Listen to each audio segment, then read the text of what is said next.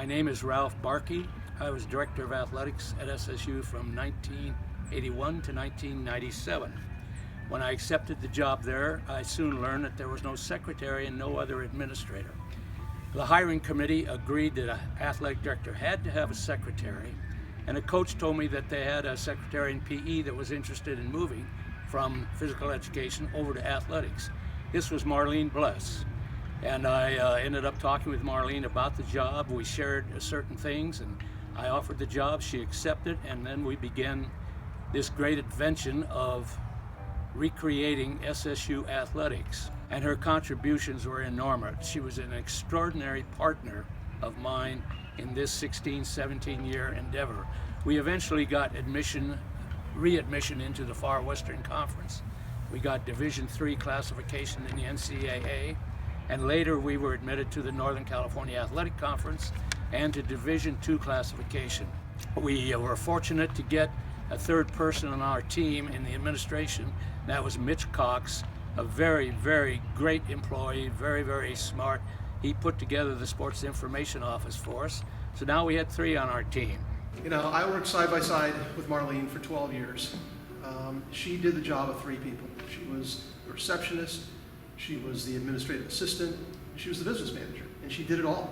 And I frankly have no idea how she did it, because she spent about 80% of her time on the phone, making doctor appointments for her husband. She was calling up her neighbor to make sure her cows hadn't escaped from the ranch. She was always on the phone buying and selling stocks. So I literally have no idea how she got her job done. She was also named as the primary women's administrator, which was required by NCAA for classification. So she had innumerable jobs, and her contributions were just extraordinary, really. You know, the thing about Marlene was that she was a very humble person, very quiet. You know, she didn't want a lot of attention. You know, she didn't want the student athletes calling her Mrs. Bles.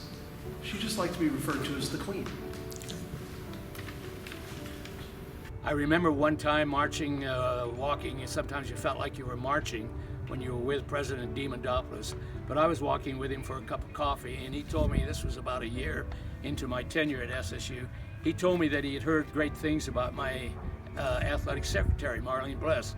And I said, yes, she is rather special. He said, well, I think I may find a spot for her in the president's office. And I knew him well enough that I could say this to him, that if you do that, you need to start a search for a new athletic director. At lunchtime, Coach Geltz, Marlene, Nancy, and I would play hearts. And as bad of a hearts player that Coach Geltz is, and he is really, really bad.